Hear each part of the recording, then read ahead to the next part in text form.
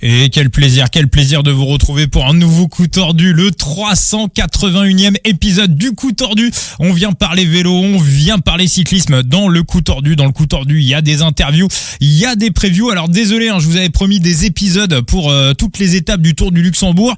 J'ai eu une petite galère d'ordinateur, donc voilà, ça a pas pu se faire. Et puis voilà, derrière quelques petits soucis perso à gérer. Bon, rien d'extrêmement grave, je vous rassure. Donc voilà, si vous avez un petit peu moins d'épisodes du coup tordu dans les jours et dans les semaines qui viennent, ne vous inquiétez surtout pas. Le coup tordu, on est là pour durer, on est là pour très longtemps et on est là pour une grande preview, très grande preview. Les championnats du monde de Kigali, les championnats du monde 2025 qui ont d'ailleurs débuté avec la victoire de Remco Evenepoel dans le contre-la-montre. Là, on va parler de la course élite masculine, on va parler également de la course des U23 et pour tout ça, la Dream Team du coup tordu est au complet. Monsieur Enzo, alias Phoenix, comment va mon Phoenix ? Ça va super, très content d'être là avec vous, ça faisait un petit moment. Je sais plus, ça devait être pendant le début de la Volta, la dernière fois que je suis venu, je crois. Le Phoenix plane toujours sur le coup tordu, même quand tu n'es pas là, on parle toujours de tes previews, il y a toujours un mot. Donc voilà, t'inquiète pas, c'est pas une question de le coup tordu, Enzo, c'est pas une question de voix et de présence vocale, c'est une question d'état d'esprit. Et ton esprit est là, Enzo. Pas d'état d'esprit alors. Exactement, Enzo. Et lui aussi, son esprit, sa voix et tout ce qui va avec. Dans la place également, Monsieur Thibaut, alias Latib. En forme, Thibaut ? En forme, mais j'espère être aussi chirurgical que les années précédentes. Bon, tu me diras, c'était pas trop difficile de trouver Mathieu Van Der Poel. Ça l'était encore moins de trouver Tadej Pogacar. Mais je me souviens d'Innsbruck où j'ai failli être pas loin d'une masterclass puisque j'avais Romain Bardet qui fait deuxième et Tom Dumoulin, podium, qui fait quatrième. Donc, tant que je romps avec la malédiction, je suis content. Après, Thibaut, à Glasgow, on va quand même rappeler, tu t'en rappelles peut-être plus, mais dans le podcast, on avait rentré Axel Laurence. Oui, c'est vrai. Et c'était toi. C'était nous deux. C'était tous ensemble. Enzo aussi. Enzo, toi. Tout le mérite te revient. T'étais sur qui ? Il y avait un Italien qui était favori ce jour-là, Enzo, à Glasgow, en U23. C'est U23 ? Ouais, c'était pas... Ah non, le mec de des Vaux de Tudor. Il fait 4 ou 5 d'ailleurs, je crois, ce jour-là. Bon. Ah non, c'est les U23. Ouais. Non, je parle des juniors. Il n'y avait pas un Bruno Seto ou un... Automesso ? Ouais, parce que honnêtement, le favori, c'était pas Morgado. À Glasgow ? Ouais. Moi, de mémoire sur les côtes, c'était un Italien qui était favori. De mémoire. Un cyclo-crossman. Buratti, voilà. Oui. Qui était favori. Et Buratti, peut-être Buratti. Après, il y avait une belle équipe à Glasgow. Il y avait Buratti et Bussato aussi qui étaient là et des Preto. Mais en fait, ça y est, je me souviens, il s'était cassé la gueule en haut d'une côte. Toute l'équipe était tombée. Exact. Voilà. Exact. Voilà. Et Axel Laurence en avait profité. Donc on se retrouve pour la grande preview des championnats du monde. On va démarrer avec l'actualité vélo, avec Thibaut, avec un coup de gueule parce que t'es pas content du tout et t'avais envie de t'exprimer dans le coup tordu. Sur quoi ? Je sais pas, je me suis dit il y a bien un truc où t'es pas content. Il y a bien un truc où t'es pas content, Thibaut. Il a encore. Non, tout va bien ? Non, il y a rien qui me vient à l'esprit dans l'immédiat. Bon. Tu penses à quelque chose de particulier ? Non, rien du tout. Non, je me suis dit il y a bien un truc qui te... Enzo, tout va bien ? Pour moi, ça va, écoute, je suis en train de réfléchir. Non, mais moi, j'en ai un. Ah, voilà, je savais bien, Thibaut, qu'il y a un truc qui t'énervait, quoi. Alors, raconte-nous. Non, c'est pas m'énerver, non, mais je pense que on peut pas le balayer d'un revers de la main en sachant qu'on en a largement parlé pendant la Vuelta. Il y a eu quand même des manifestations de ce côté-là, mais du côté de l'équipe Israël. Sauf que là, on peut pas balayer d'un revers de la main ce qui se passe actuellement entre le Congo et le Rwanda. Si on râle et on peste du côté de l'équipe Israël, honnêtement, le sport washing du côté du Rwanda, c'est pas non plus beau. Alors oui, il y a eu des accords de paix qui ont été signés il y a quelques mois, mais c'est une paix de façade puisque, on va pas se mentir, les massacres continuent. D'accord, ouais. Donc des massacres à quelques centaines de kilomètres, on va dire, de Kigali, là où se déroulent les épreuves. Dans la région des lacs. D'accord. Non, mais c'est vrai que cette situation quand même géopolitique est assez malaisante, hein, parce que on rappelle le statut du Rwanda, bon, comme pas mal de pays africains, malgré tout, tu as quand même des indices allant de 0 à 10 pour te situer un régime. De 0 à 3,99, t'es considéré dans un régime autoritaire. L'indice de la note du Rwanda, c'est 3,74. Donc on est à la marge, mais on reste quand même dans un pays qui reste assez autoritaire et qui est coupable d'exactions sur le continent africain. Donc c'est quand même assez malaisant de ce côté-là, et je pense qu'on ne pouvait pas non plus passer un podcast sur Kigali sans en faire la mention. Bah écoute, oui, non, mais t'es entièrement... Enzo, t'allais rajouter ?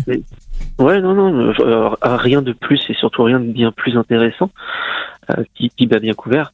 Non, mais c'était déjà des questions qui se posaient en début d'année sur le Tour du Rwanda, avec des équipes qui se demandaient est-ce qu'elles devaient y aller. Alors, c'était plutôt pour des questions de sécurité que des questions morales. Et il y a eu aussi une discussion. Des voix se sont un peu élevées pour demander le déplacement, on va dire, de ces championnats du monde. Je crois que c'était le Royaume-Uni qui avait candidaté pour accueillir les championnats du monde au cas où ça pouvait pas se faire au Rwanda, mais ça n'a jamais été une question de remise en cause dans la tête de la partie l'UCI. Hein. Non, la question morale, en fait, elle s'est pas vraiment posée pour les coureurs tout au long de la saison, hormis par le biais d'un seul. Et c'était pas pour le Rwanda, c'était plus dans le bassin des pays arabes, avec Soren Warenshold qui avait refusé de participer au Tour d'Oman pour des raisons éthiques personnelles. Attends, pourquoi ? C'est un super... Attends, Oman, j'y étais il y a 6 ans, 7 ans. C'est un des plus beaux endroits du monde. C'est pas la Lula Tour ? Je crois que c'était la Lula Tour. Peut-être, ouais. En Arabie Saoudite. Si je dis pas de bêtises. D'accord. Si on retire les considérations politiques, à Lula, l'endroit est dingue. L'endroit est complètement dingue. Hein. Mais je crois pas que le paysage peut déranger. Ouais. Bon, il va plus, il va plus. S'il est dérangé, il va plus courir. Le monde dans lequel on vit, on va plus faire grand chose. Non, mais bien sûr. Après. On va dire chacun ses convictions et chacun ses combats. Tu vois, c'est comme beaucoup de gens reprochaient à d'autres gens quand ça parlait d'Israël et de Palestine. Oui, mais qu'est-ce que tu t'as rien dit pour les Ouïghours ? Oui, mais t'as rien dit pour ceci, t'as rien dit pour cela. En fait, c'est pas une question d'avoir une indignation à géopolitique unique, tu vois. C'est juste que tout le monde ne mène pas tous les combats, ça n'existe pas. Ça n'existe pas. Certains ont des combats, d'autres en ont d'autres, mais c'est pas pour ça que les luttes ne peuvent pas se rejoindre ou que tu aies des gens qui défendent une Palestine libre ne défendent pas le droit aux Ouïghours d'exister. Donc, oui, c'est pas incohérent et c'est pas incompatible, hein, bien au contraire, quoi. Voilà, du coup, je me corrige. C'était bien la Lula Tour. D'accord. Il avait pointé et décliné le voyage pour des raisons morales et éthiques. Et surtout pointer les droits de l'homme là-bas, notamment ceux des homosexuels et des femmes. D'accord. Mais je crois, hein, vous m'arrêtez si je dis une connerie, je crois qu'il me semble que Demi Vollering avait aussi des contacts avancés avec UAE pour courir avec eux l'année dernière, et qu'elle aurait plus ou moins préféré bifurquer sur Groupama FDJ, où elle avait peut-être plus d'argent à faire chez UAE, pareil, aussi pour des considérations un peu, on va dire, éthiques et politiques. C'est un petit peu... C'est possible. C'est possible. Ça n'a pas été déclaré officiellement, mais c'est un peu ce qui transpirait à droite à gauche, quoi. Ouais, c'est possible peut-être que cette année, certains coureurs aient évité le voyage. Après, ça reste je pense, honnêtement, une tranche très marginale. Le voyage du côté de Kigali aussi, peut-être aussi un peu pour ces raisons. D'accord. Ok. Très bien. Pour Kigali, tu as eu aussi les raisons qui étaient avancées qui me semblent plutôt valables quand on se penche dessus. Les raisons sécuritaires à ce moment-là. Voilà, alors tu as la raison sécuritaire. Mais on va dire que c'était peut-être plus à l'époque, quand ils ont commencé à dire on viendra pas, ou alors avec des effectifs très réduits. Non, il y avait le coût de tous les vaccins qu'on leur demandait, des potentielles maladies, en tout cas pour les Européens qui faisaient le déplacement. et le prix que ça coûtait. Pas tant le déplacement, mais que les hôtels qui ont augmenté leur prix de manière assez indécente, ce qui est un peu compréhensible dans ces cas-là, mais le voyage apparemment coûtait beaucoup trop cher. Au début de l'année, je t'avoue, j'avais un peu de mal à comprendre parce que c'était quelque chose, partir à l'autre bout du monde, à Wollongong, ça avait posé de problème à personne.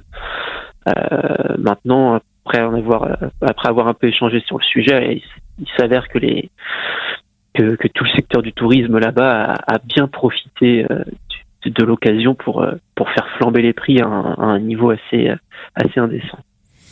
Oui, moi c'est un peu ce qu'on a vu à Paris aux derniers Jeux Olympiques, hein, tu vois. C'est ce qu'ils ont essayé. C'est un peu le jeu. Ouais. Ils ont pris des excuses qui leur semblaient valables. Écoute, au final, il y a quand même toutes les grosses nations sont là. Il manque quelques personnes chez les juniors, je crois. Donc c'est là-dessus qu'ils ont coupé en majorité. Mais bon. Bon, après, ça reste malgré tout, voilà, un bon moment pour la population locale, qui, je pense, n'est pas non plus, forcément responsable des actes de ces dirigeants, d'autant plus que, encore pire dans une dictature où, moi je me rappelle par exemple, vous voyez qui c'est, un coureur à pied qui s'appelle Serge Girard, un mec qui a traversé, qui a fait des trucs, vous voyez, non, ça vous parle? Moi, peut-être de nom, mais il a fait Paris-Tokyo en courant. Ah ouais, c'est beaucoup ça. Non, mais j'avais vu dans une interview à l'époque où il avait expliqué que le peuple le plus accueillant et où il s'était senti le mieux, c'était en Iran. Voilà, il disait que les Iraniens étaient des gens incroyables. Donc il n'y a pas toujours, et on sait que on revient sur les indices de démocratie dont tu parlais tout à l'heure, Thibaut. L'Iran, c'est la deuxième ou troisième pire à l'indice de démocratie. Je crois qu'il y a que la Corée du Nord qui est pire. Donc il y a pas non plus forcément de corrélation entre un peuple et des gens qui les dirigent, quoi. D'autant plus quand les gens ne peuvent pas voter. Donc c'est toujours un petit peu le. Oui. Après là, on rappelle quand même qu'il y a des élections présidentielles là-bas, mais que Paul Kagame est quand même réélu depuis 2000. D'accord. Ok. Mais alors des élections transparentes, tout est. Voilà. L'indice de démocratie, il est pas très haut, c'est que. Non, on est sur un régime autoritaire, dictatorial, donc.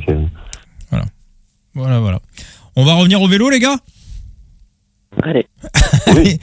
Parce que bon, il y a quand même plusieurs libertés qui sont un peu bafouées dans celle de la presse. Hein. Il y a quelques journalistes qui se sont vus refuser le droit de passage parce que c'est des experts en la matière et surtout du secteur et de la géopolitique africaine qui se sont exprimés très clairement sur le régime rwandais et qu'ils n'ont pas eu l'autorisation de faire le déplacement. Oui, Là, on dit quand même assez long à partir de ce moment-là sur la valeur de ce championnat du monde du côté de la liberté et notamment de la liberté de la presse. Bon, écoute, on va après, on le diffuse. Il y a des diffuseurs, ils sont là aussi un peu pour vendre leurs produits et en parler. Bon, ils le feront peut-être beaucoup moins que nous, où on a peut-être une liberté de ton un peu plus permise. Exactement. Le coup tordu, c'est là, c'est aussi là pour ça. Exactement, Thibaut, t'as totalement raison de le rappeler. On attaque avec la course des U23 ? Allez, attaquons, puisque on parlait de restrictions budgétaires et de coureurs qui en pâtissent, les U23 aussi. Bon, il y a une évolution aussi du règlement UCI qui fait que les coureurs espoirs engagés dans des World Tours ne peuvent pas être intégrés et se battre pour ce titre de champion du monde espoir, mais il y a aussi des raisons budgétaires qui font que certaines équipes ont un peu rogné sur l'effectif. Alors pourquoi par exemple l'Espagne arrive avec 6 coureurs et pourquoi la France arrive avec 3 coureurs ? C'est raison budgétaire ou on est dans les fameux règlements des quotas ? D'accord. OK. Donc la France est sur des il l'avait expliqué. Il l'avait expliqué. Mais ce qui fait que certaines nations sont peut-être avantagées. Mais on en parlera et ça peut aussi un peu bousculer un peu le scénario de la course. Bon. Très très bien. Thibaut, je te laisse la main sur le parcours de championnat U23. Le parcours de ce championnat U23, allons l'ouvrir. Et c'est le circuit traditionnel qu'on va voir tout au long de ce mondial avec plusieurs tours de circuit. On est sur quoi, 10 tours de circuit du côté des espoirs? Il me semble que c'est 11. Oui, c'est 11 fois on passe à la ligne d'arrivée. D'accord, donc on va dire, voilà, à la différence, on va dire, des élites où à un moment donné on fait un tour par le mont Kigali. Voilà, on sort un petit peu du circuit pour revenir dessus. Donc là, on va vraiment rester sur l'intégralité du circuit. On en parlera plus longuement de cette boucle-là. Je pense qu'il y a débat à faire dessus. D'accord, avec les fameux pavés. Donc voilà, évidemment, la différence avec les élites, c'est que la course est beaucoup plus courte. On a 165 km, donc ça fait 100 bornes de moins. Donc on le voit chaque année, ça transforme des fois des courses. On va se retrouver avec des petits groupes de 15, 20, 30 coureurs sur des courses avec 100 bornes de plus où ça se termine au compte-gouttes. Donc forcément, ce qu'on va voir samedi, ça va donner des indices pour la course de dimanche, mais ça ne veut pas dire que le scénario qu'on va avoir samedi est le scénario qu'on aura dimanche sur la course élite. Moi, je pense que voilà, les 100 bornes de plus, on n'aura pas du tout la même chose. Toi, Enzo, qu'est-ce que t'as à dire un petit peu sur ce parcours? En fait, quand tu prends le parcours des jeunes, on va dire, sans la grosse boucle avec le Mont Kigali et avec quelques tours de circuit en moins, il est difficile, mais t'as quand même je pense, un bon paquet de profils qui peuvent espérer s'imposer. Alors, bien sûr, pas du pur sprinter ni du mec trop lourd, mais des classic man, ou des grimpeurs, pour moi, ça peut jouer.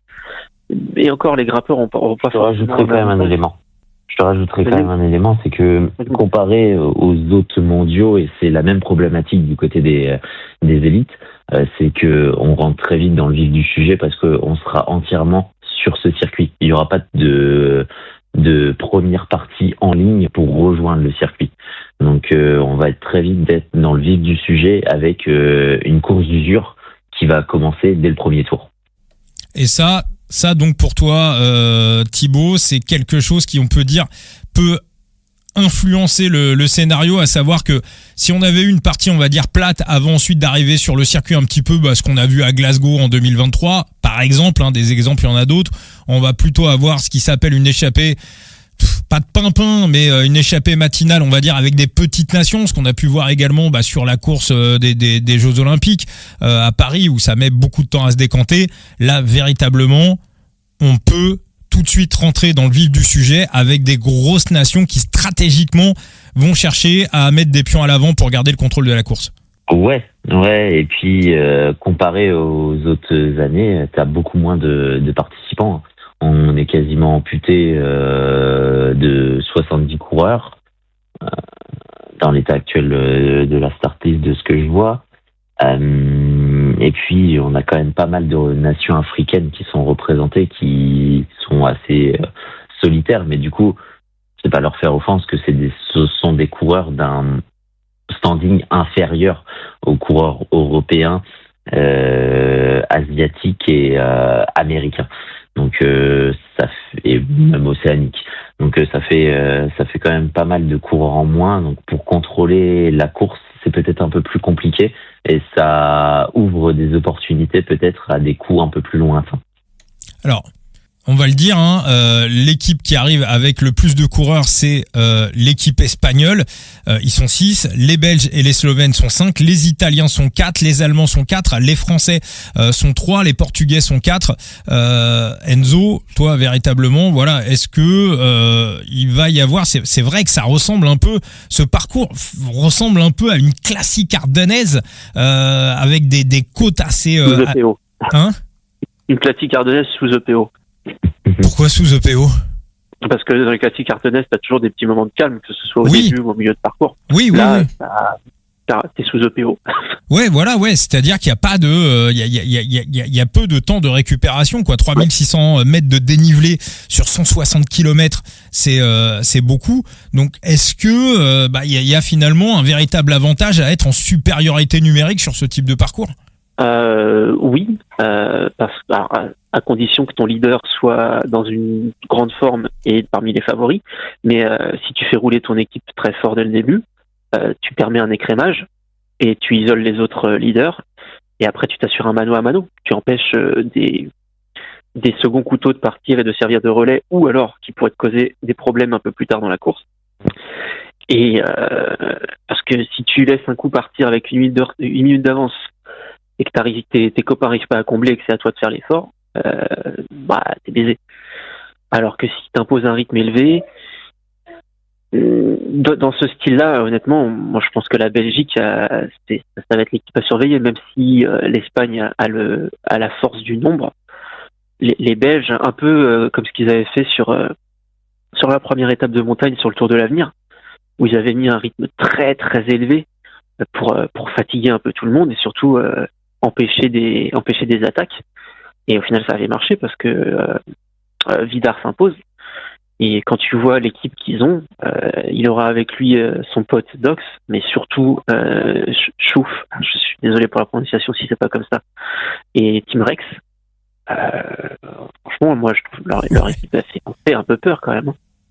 Thibaut, est-ce que on peut avoir sur ce que tu décrivais, donc pas beaucoup de coureurs au départ, un scénario un petit peu à la Jeux Olympiques de Paris 2024 et donc forcément on avait vu par exemple que pour l'équipe de France, le fait d'avoir 4 coureurs, c'est quelque chose qui avait véritablement été décisif par rapport aux équipes. Mathieu Van Der Poel n'avait que 2 équipiers, c'est aussi un petit peu ce qui l'avait plombé au JO de Paris. Est-ce que ça va être un petit peu aussi la loi du nombre, du peu de nombre, mais la loi du nombre sur ce parcours de Kigali? Je pense, honnêtement je pense, et puis de toute façon les nations un peu favorites sont un peu celles qui sont surreprésentées même. Donc l'Italie à 4, Lorenzo Finn, c'est un peu inquiétant pour lui, quoi. Pour Lorenzo Finn, mais vraiment le gros favori, ça reste Yarn Vidar, c'est l'objectif de sa saison. Il a quand même une équipe qui est autour de lui, qui va devoir essayer de maîtriser, et puis il coche un peu toutes les cases, parce que même si c'est quelqu'un qui grimpe très bien, c'est aussi un mec qui est relativement rapide en comité réduit. Donc, il a un très bon punch aussi. Il a un peu tout pour lui, quoi. Il a tout pour lui. Hein. Ouais. C'est officiel ou pas son transfert d'ailleurs à la Visma l'an prochain ou Ah non, je le vois sur la Lotto. D'accord, je le vois jusqu'à Lotto en 2027. Moi, j'ai jamais entendu parler tu nous as déjà mentionné cette histoire de la Visma, mais moi j'en ai jamais entendu parler. Écoute. Je suis presque sûr, peut-être que je dis une connerie, et il me pardonnera si je dis une connerie, mais je crois que c'est James qui en a parlé. Ah ouais? Ouais. Peut-être. Alors, je crois, je l'ai entendu quelque part. Excuse-moi James, voilà, on se connaît pas, je t'aime beaucoup, j'adore ce que tu fais. Si je dis une connerie, pardon, voilà. Mais il me semble bien avoir entendu quelqu'un de très sérieux avancer des contacts entre la Visma et Vildar pour 2026, comme quoi une explication, comme quoi ça pourrait éventuellement à moyen terme foutre un coup de pied au cul à Jonas Vingegaard. Il me semble me rappeler que le mec qui avait eu cette explication, c'était un mec éminemment sérieux, et dans les mecs éminemment sérieux, James. Alors voilà, après c'est peut-être pas toi qui a dit ça, James. Voilà, peut-être que mon cerveau me fait défaut, mais voilà. Enfin, en tout cas, ça change pas véritablement grand-chose à l'équation. Mais oui, c'est au-delà d'être un bon grimpeur, c'est aussi un putain d'Ardennais, un putain de classic man. Il remporte Liège-Bastogne-Liège U23 cette année. Et pas facilement, une seconde d'avance sur le deuxième, mais c'est aussi un parcours qui fait partie de son A-game. Enzo, t'allais rajouter quelque chose? Non, rien de spécial, mais oui, Vidar par contre c'est clairement le favori. Après, de mémoire, l'année dernière, la Belgique avait un peu chié sa course à Zurich. Chez les jeunes, un peu chez les grands aussi, mais celui 23, ils avaient laissé Vidar un petit peu dans le vent, dans le final. Honnêtement, s'ils font corps autour de lui, et ils ont l'équipe pour faire corps autour de lui, ce qui peut-être une des, sinon le meilleur effectif, ça va être dur de les battre. S'ils s'assurent que Vidar n'est pas isolé, ça va être très dur de le battre. Ouais, je suis. Par contre, parce qu'il y a un mais, sinon c'est pas drôle. Le fait qu'il ne se soit pas aligné sur le contre-la-montre pour problème de santé / maladie / on n'en sait pas plus, quelle influence ça va avoir? Ah d'accord, il a pas fait le chrono parce qu'il était malade. C'est ce que j'ai lu en tout cas. Oui. Ah, ça, c'est pas bon, ça. Donc, est-ce que c'était juste un petit truc, il a pas voulu prendre de risque, ou au final, il s'est dit non, je veux vraiment me réserver pour la course en ligne, parce que du coup, les U23 ont fait leur chrono mardi, et la course en ligne est le vendredi. C'est assez peu de temps de récupération. Ah ouais. Donc, je sais pas. Ah ouais. Ah oui, non, parce que, alors là, Enzo, pour moi, tu mets le doigt sur un truc, hein. Pour moi, tu mets le doigt sur un truc, bon, va falloir. Toi, Thibaut, t'en sais plus ou pas sur son did not start du chrono? Non. C'est lundi, pardon. La même chose qu'Enzo. Je dis la même chose qu'Enzo à août pour cause de maladie. C'est pour le préserver au maximum pour la course sur route. Ouais. Alors ça c'est quand même un problème parce que je pense pas que tu te tapes des vaccins 5000 km pour tu vois, je veux dire, si tu as l'occasion de faire toutes les courses que tu peux, tu fais toutes les courses que tu peux. Enfin, tu vois, la course de brouette le matin au réveil, enfin, je veux dire, tu fais tout, quoi. Donc, c'est vraiment, s'ils l'ont pas mis sur le... En plus, je veux dire, le chrono, en matière de préparation, ça peut être aussi, je pense, une bonne préparation pour la course en ligne.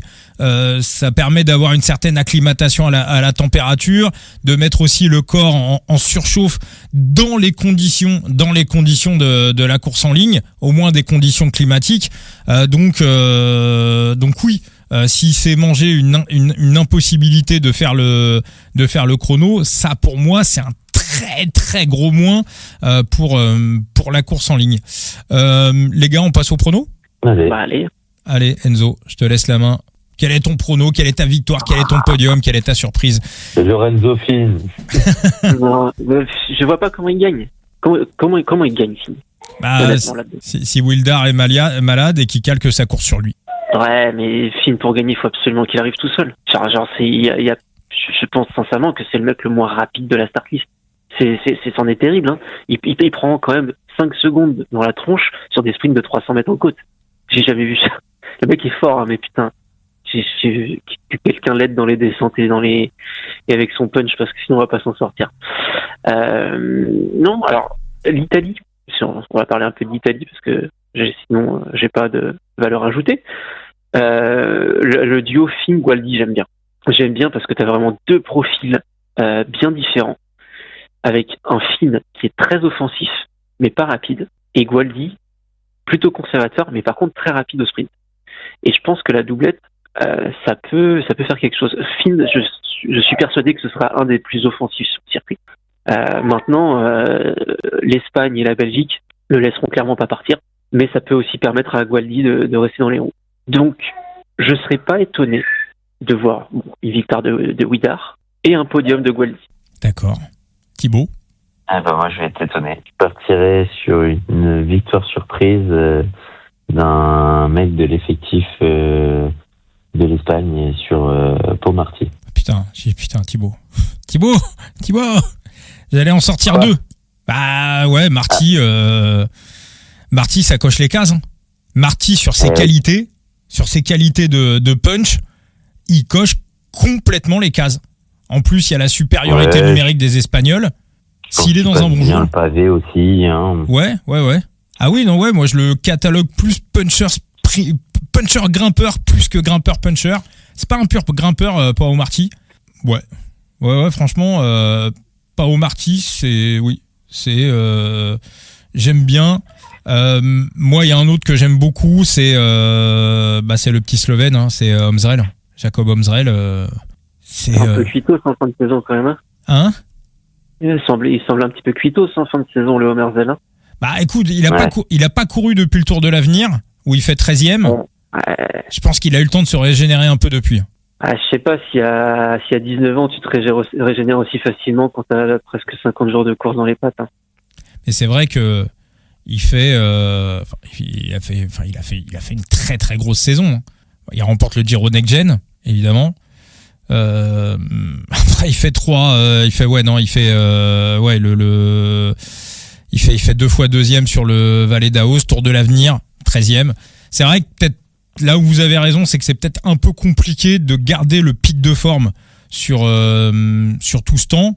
Après, encore une fois, il n'y a pas eu de course depuis le Tour de l'Avenir. Donc ça fait presque un mois qu'il n'a pas couru. Donc je pense qu'il a pu reprendre un peu de fraîcheur. Alors, je rappelle que jouer avec excès comporte des risques, hein, que faites du management de bankroll, bien évidemment, que dans le lien de l'épisode, je vous ai mis le numéro de téléphone de Joueur Info Service. Vous n'êtes pas obligé de faire des paris pour savoir qui sera le vainqueur. Au niveau des cotations, Thibaut Pao-Marty, c'est du 51. Enzo Lorenzo-Finn est à 8. À Jarno Vildar, en plus, avec les incertitudes autour de sa maladie, à 1,66. Pour moi, ce n'est absolument pas à prendre, même si, bien sûr, il peut gagner. Maxime Decombe, qui a fait médaille sur le chrono, c'est du 15. Et donc, Jacob Omsrel, c'est du 19. Un mot de mon... Ouais, Thibaut. Tu as rien dit. Non, c'est moi qui ai juste fait parce que j'ai un nom là qui me... Ah, vas-y, Enzo. Qui me vient. Marco Schrettel. Alors, Alors Schrettel, 51. Il a été un peu découvert sur le Tour de l'Avenir quand il fait podium du prologue.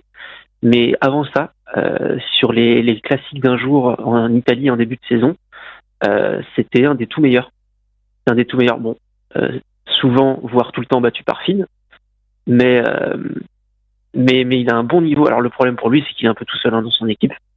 Enfin, je crois qu'il est littéralement tout seul, si je dis pas de conneries. Oui, il est tout seul. Oui, voilà. Donc, ça va peut-être lui compliquer la tâche, mais je serais pas étonné de le voir faire honnêtement un bon top 5. D'accord, très très bien. Moi non plus, je serais pas étonné non plus. Surtout que lui, il a un peu plus de coffre. 22 ans, on est vraiment sur la dernière année U23. Pas tant de jours de course que ça. Si je devais avoir un petit prono sorti nulle part, je dirais top 5 de Schrettel. Ok.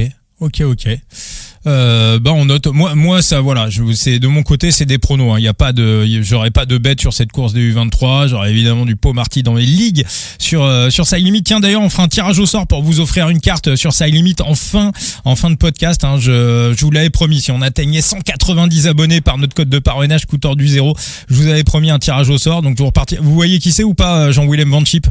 Non. Des Parc Hôtel, là, le pistard qui met des coups de boule. Oui. Celui-là, il est sur Side Limit. Alors, il est très méchant. Il est vraiment très méchant. Mais alors, lui, quand vous l'avez dans votre équipe, il avait été suspendu pendant plusieurs mois. Il est revenu, il a fait une course, il a fait 7e. Vaut mieux l'avoir dans son équipe. Hein. Celui-là, il est très très. D'ailleurs, il a un très bon scoring sur Side Limit. C'est un des coureurs les plus dévalués du jeu. On va dire, je pense, l'un des plus-values. Faut pas prendre son caractère de côté. Faut vraiment le prendre pour ce qu'il est. Voilà, à savoir un mec qui est très rapide en contrôle. Il voit qui c'est. Voilà, un mec. Bah oui. Tu vois forcément qui c'est. Il est réputé pour ses guidons de merde en course là. C'est les trucs qui sont super serrés. D'accord, ok. Avec les cocottes. Ok. Ah oui, non, c'est un grand malade. Et voilà, on veut dire pour chaque moi. Chaque année, il t'invente un truc. Il t'avait inventé vraiment le 4 de cintre, limite repose avant-bras. Ah oui, non, c'est un grand malade. C'est un très très grand malade. Et voilà, donc on vous offrira ça par tirage au sort. Et donc dès qu'on atteindra 195 abonnés, voilà, sur notre code de parrainage coup tordu 0, donc avec le chiffre 0 sur Side Limit, et ben on refera un nouveau tirage au sort. Donc voilà, donc ça sera, voilà, pour moi sur ce championnat des U23, ça sera que du fantasy. Thibaut, je t'ai demandé ton prono. Ouais, Pao-Marty, ouais, on est sur Pao-Marty et d'accord, ça marche. On était d'accord sur Pao-Marty. On bascule sur la course élite ? Et oui, et là, il va y en avoir des choses à dire. Allez, bah écoute Thibaut, je te laisse la main sur le parcours. Ah non, je le laisse à Enzo, celui-là. Allez, vas-y Enzo. Alors, le circuit de Kigali. Donc on va voir une course qui est divisée en 3 temps. Premier temps, on va rappeler le circuit de Kigali, 9 tours, entre le kilomètre 0 et le kilomètre 135. Et c'est un circuit de 15,1, 15,2 km approximativement. En 15 bornes. Ouais, 15 km. Articulé autour de deux ascensions. La première, quand on est dans le sens du circuit, ça va être la côte du golfe de Kigali. Courte mais assez pointue, 800 mètres à un peu plus de 8%. Et la seconde, c'est la côte de Kimihurura, donc la fameuse côte pavée qu'on a vue toute la semaine lors des chronos. Et l'arrivée sera au même endroit que les chronos, donc au sommet de la bosse pavée, il restera 1100 mètres à parcourir. Donc les coureurs vont faire ce circuit 9 fois, puis sortir en direction de la côte de péage qui avait été empruntée lors du chrono des élites hommes et continue de se diriger vers l'est pour aller chercher le mont Kigali. 6 km à 7% de moyenne au kilomètre 160. Donc on aura déjà dépassé la mi-course. Ils redescendent et après on revient vers le nord pour prendre le fameux mur de Kigali et que c'est 500 mètres à 11%, une côte pavée très très difficile qu'on voit régulièrement sur le Tour du Rwanda qui donne toujours des images assez impressionnantes. Ouais, d'ailleurs, je te stoppe là-dessus. C'est la déception de ce mondial parce que quand on annonçait un parcours dans Kigali, quand on annonçait le mur de Kigali, bon, je m'attendais à un circuit autour de ce mur, basé sur ce mur, et le voir juste après le mont Kigali, j'ai envie de dire, pourquoi faire ? Ah, c'est pour les images. Après, est-ce que c'est pas un petit peu trop sélectif ? Est-ce que c'était pas trop compliqué ? Parce que la route est quand même vachement étroite à certains endroits dans ce coin-là. Mais le placer après le mont Kigali, juste après, dans la foulée, pourquoi faire ? Ouais, non, mais en fait, c'est surtout de le mettre aussi loin de l'arrivée. Sans borne de l'arrivée, quoi. Avant de l'arrivée, ça va avoir aucun impact. Ça va faire des jolies photos, mais en termes d'utilité sur la course, on est proche du zéro. Honnêtement, on est proche du zéro. C'est pas bloquant aussi ? Est-ce que ça bloque pas l'action du côté des favoris ? Est-ce que ça encourage peut-être à des mouvements d'anticipation de loin face à une génération décomplexée possible ? Mais est-ce que ça bloque pas l'action et que essaye de préserver un maximum les effectifs pour basculer dans cet enchaînement et dans cette boucle avec ces deux grosses difficultés vraiment principales, celles qui font le plus peur, pour ne pas te retrouver esselé, en fait. C'est ça la question, en fait, de ce mondial. C'est l'impact de cette boucle et qu'est-ce que vont en faire les coureurs et surtout les nations favorites. Ouais, non, c'est sûr. Après, le Mont Kigali, là, t'arrives à près de 160 bornes de course, 6 km à 7%, c'est pas rien. C'est peut-être un endroit que les plus grimpeurs et les moins bons punchers voudront mettre à profit pour essayer de prendre de l'avance par rapport au circuit final. Mais de partir de trop loin sur un circuit de 270 bornes avec 5500 mètres de D+, honnêtement, c'est un peu du suicide. Alors, est-ce qu'il n'y avait pas eu, sur les championnats du monde en Australie en 2022, on avait une sorte de talus comme ça qui était situé beaucoup plus le Mont Carré en début de course, et Thomas Voeckler avait quand même cherché à en faire quelque chose. Après, on était sur un circuit global quand même bien moins difficile à Wollongong. Là, t'as pas de temps de répit. T'as pas de temps de répit. En fait, ça va être hyper compliqué si tu te lances à l'aventure trop tôt. Vraiment, c'est du suicide. C'est du suicide. Oui, l'exemple l'année dernière. Même Ben Illy l'a dit, partir trop tôt, ça sera vraiment pas bon. Alors si même lui en a conscience, autant vous dire. Non, regarde l'année dernière à Zurich. L'année dernière à Zurich, t'as quand même des phases de récupération, on va dire, beaucoup plus importantes du côté du Rwanda. Tadej Pogačar part de très loin, mais à la fin, sur le dernier tour, il est exténué et on a l'impression, et c'est le cas, il aurait pu se faire rattraper. Il aurait pu. Ah oui, ça aurait pu. Complètement. Tu vois, sur le circuit, du coup, pour finir, après le mur de Kigali, il y a quelques kilomètres, ils reviennent sur le circuit et ils en font de nouveau 6 tours, le circuit dans le centre-ville. Mais tu vois, là, le temps de récupération sur le circuit, il est qu'à un seul moment, c'est une fois que tu as passé la ligne d'arrivée, et ça va durer à peu près, je ne dis pas de conneries, 2,5 km avant de te retaper des micro-talus et des virages. Tu as 2,5 km de replat très léger, faux plat descendant, et c'est tout, sur 15 bornes. Le reste, c'est que au mieux du faux plat, au pire des côtes. Il y a très peu de virages, par contre, on n'est pas sur un circuit technique, donc ça c'est plutôt bon pour Evenepoel. Parce que si on se souvient de Glasgow, comment il s'était fait sauter le caisson à cause justement de toutes les relances, c'était pas vraiment son truc. Là, tu vas avoir quoi, peut-être 5 virages notables et encore.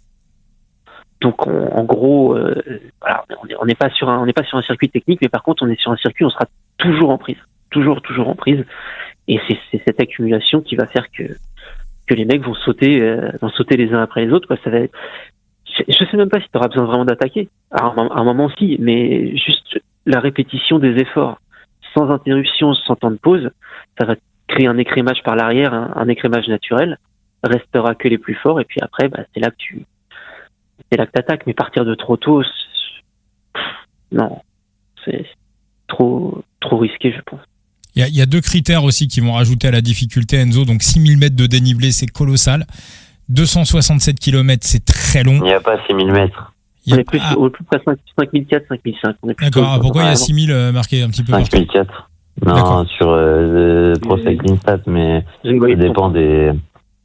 C'est officiellement affiché à 5475 sur le site de l'UCI. D'accord. Ok. C'est déjà beaucoup. Tu vois, si je joue Vélo Viewer, je suis à 5327. Ok, bon. Le taux d'humidité... On est vraiment plus proche des 5004. Le taux d'humidité colossal. On se rend pas compte. Et aussi, on en parle peu, mais ça joue forcément. On n'est pas sur des hauts plateaux à 2000 mètres d'altitude, mais on tourne en permanence entre 1004, le sommet du Mont Kigali. On est à 1769 mètres d'altitude. Donc on descend jamais en dessous des 1300 mètres d'altitude. Donc ça, Thibaut, forcément, le corps réagit pas de la même manière que quand on court au niveau de la mer. Ouais, c'est ce que disait, je sais pas si tu as suivi Bistro Vélo, Antoine Berlin, Berlin, et c'est ce qu'il expliquait aussi potentiellement pour la contre-performance de Paul Sexas, qui expliquait qu'il avait des mauvais chiffres, et il le disait lui-même. Comme moi, quand j'arrivais et que je faisais le tour du Rwanda, les 3-4 premiers jours, j'observais une baisse drastique de mes chiffres parce que il y avait une nécessaire acclimatation à avoir avec l'altitude qui n'est pas la même qu'en Europe, là où j'habite, et puis cette atmosphère qui est complètement différente. On a l'altitude, on a le combo chaleur, on a le combo humidité, donc on a des conditions qui sont littéralement étouffantes. En plus de la pollution atmosphérique. Voilà, il y a un truc surtout qui est revenu, plus que l'altitude qui n'a pas l'air de tant les déranger. Tous les coureurs parlent d'une atmosphère lourde. Skelmose disait quelque chose qui lui brûlait les poumons. Je ne sais plus quel coureur qui disait qu'il s'était entraîné et qu'il y avait un brouillard de pollution. C'est surtout ça que j'ai vu revenir. En tout cas, le point commun dans toutes les interviews, c'est vraiment la qualité de l'air, plus que l'altitude qui les dérange. Alors après ça, celui qui sera le mieux équipé physiologiquement d'un filtre à air dans les narines. Ouais. À savoir, s'ils vont pas nous inventer un. Pas Victor Campenard, quoi. Ouais. Du coup, non. J'espère qu'il s'est laissé repousser les poils de nez. Là, ça peut être utile sur cette course. Alors habituellement, je vous pose la question un petit peu pour les joueurs de Side Limit, qui sera un petit peu l'électron libre qui mettent. Il y a une course qui est ouverte sur Side Limit, notamment pour savoir qui prend l'échappée matinale, qui sera l'électron libre. C'est souvent ce qui fait gagner les compétitions sur Side Limit.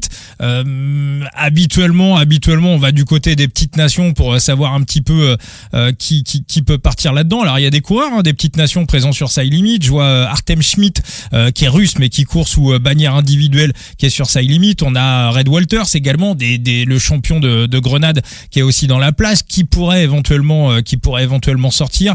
J'en ai vu, on a aussi pour la Chine le Su qui est du côté des Astana. On a Reisberg également pour Israël. Baskayan aussi pour la Mongolie, qui est également présent sur Side Limit. Le Guatemala. Ouais, Penuela pour le Venezuela. Mais Thibaut, j'ai envie de te poser la question. Va-t-on, à la vue du parcours, avoir vraiment une échappée matinale?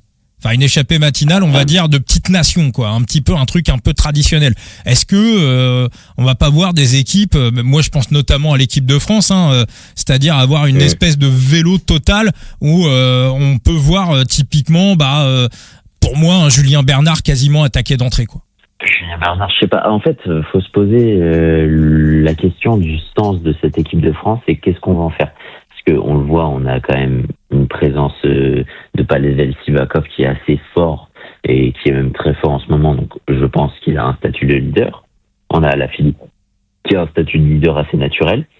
On a Valentin Madouas qui aime ce genre de type de course d'usure et qui a déjà fait des places et une deuxième place sur les Jeux Olympiques, donc qui a un statut de leader. On a Paul Sexas qui est en formation, mais qui a un tel talent qu'il a un statut de leader, mais plus de leader. Bon, on va voir comment ça se passe. À côté de ça, est-ce que tu fais champ libre à tout le monde? Non, il faut bien quand même des coureurs pour protéger les autres, pour se dévouer pour les autres. Louis Barret, c'est pareil. Avec ce qu'il nous a montré, est-ce qu'il peut pas avoir une carte un peu plus blanche? Jordan Jegat, c'est forcément des coureurs où il va falloir leur donner un rôle et il va falloir qu'ils servent aussi au collectif. Maintenant, tu sers comment? Tu sers en servant tes leaders, en les protégeant, ou en attaquant et en faisant partie de ces coureurs un peu chair à canon qui vont être là pour durcir la course, la rendre exigeante et essayer de créer des coups de loin. C'est la question. Thomas Voeckler, il a déjà un petit peu répondu, je pense à ça. Hein. Enfin. Moi, je pense qu'il va lancer de très loin. Voilà. voilà. Toi, Enzo, comment tu la vois l'histoire? Oui, non, mais de toute façon, la France, sur ces dernières années, c'est toujours une des équipes, sinon l'équipe qui lance un petit peu les débats. L'année dernière, on s'était aussi retrouvé avec. Mais tu peux donner le nom, donne le nom directement. C'est la nation casse-couille. C'est la nation qui est là pour péter les couilles des autres et littéralement foutre partout. C'est celle qui prend un coup. Après, c'est bien, mais le problème, c'est est-ce que ça te ramène... Alors si, on va dire qu'à Wollongong, ça a ramené une médaille miraculeuse, parce que le groupe de chasse derrière Evenpool... Oh putain, tu te rappelles, Enzo, on avait tous les deux Rota en top 3, là. On se le mange encore celui-là. Moi, je le voyais sur le podium. Il n'y avait pas de raison qu'il finisse pas sur le podium ce jour-là. Bref, on va pas revenir là-dessus. Mais en dehors de ça, est-ce que ça te ramène une médaille? Non, tu vois. Donc, est-ce que ça vaut encore le coup de... c'est joli, hein, ça donne des belles images, et au moins, ça justifie le fait d'allumer la Téléto. Maintenant, faut peut-être se poser les bonnes questions. Et surtout, quand tu vois ce parcours, encore une fois, sans temps de repos, sans temps mort, est-ce que ça vaut vraiment le coup d'attaquer de si loin? Est-ce que ça vaut le coup de te cramer des cartes d'aussi loin? Je suis vraiment pas certain. Est-ce que ouais. Après, Thomas Voeckler disait aussi, je sais plus quelle interview dans l'équipe, le parcours était tellement dur. Alors après, attention, hein, Voeckler, il y a un côté Giroud. Hein. il aime bien dire blanc et derrière il fait noir, hein, ou inversement. Hein. Ça, c'est un peu sa spécialité. Dans ce que dit Voeckler, à chaque fois, systématiquement, avant un championnat du monde ou un grand championnat, il est tout le temps là pour brouiller les cartes. Il ne dit rien au hasard. Et tout ce qu'il dit, c'est pour envoyer un petit peu des fausses pistes à droite à gauche. Mais quand il dit qu'on peut être un petit peu déçu avec une course qui pourrait se décanter peut-être que dans la dernière heure, et c'est tellement court, tellement long et tellement dur qu'on pourrait avoir un truc un peu attentiste et finalement décevant au niveau du spectacle.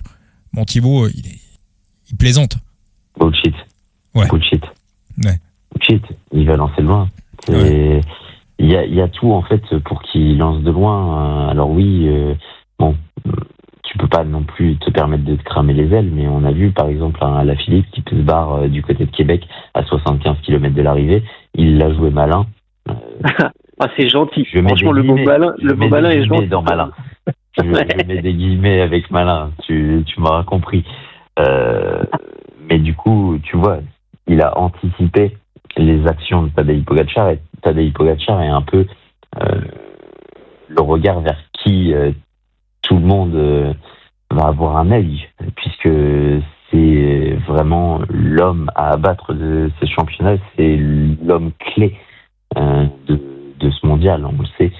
Donc, est-ce qu'il faut l'anticiper? On sait que du côté des Jeux Olympiques, on avait Valentin Madouas qui a anticipé de très loin et qui allait chercher une médaille d'argent.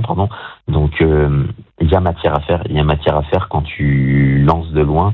T'as quand même allé chercher un mondial dans les Flandres en lançant la course à 160 km de l'arrivée. Faut se rendre compte, hein. La première attaque avec Rémi Cavagna était à 160 bornes. C'était une folie. Alors, une folie monumentale à l'époque. Je suis d'accord, hein. Mais par contre, qu'il fasse ça ou non, Alaphilippe, capable d'attaquer 50 fois en 50 bornes, je suis désolé, peu importe le scénario de course, il a gagné cette course. Oui. Les Flandres, pour moi, c'est vraiment pas le bon exemple.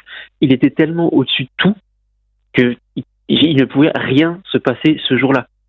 Ça, c'est. Par contre, quand t'as pas il pouvait se passer autre chose à partir du moment où la Belgique aurait dû miser sur Remco Evenepoel et ne pas contenir un peu Remco Evenepoel avec le statut de Wout van Aert. Tu vois, à ce moment-là, il y avait quand même bibi entre les deux.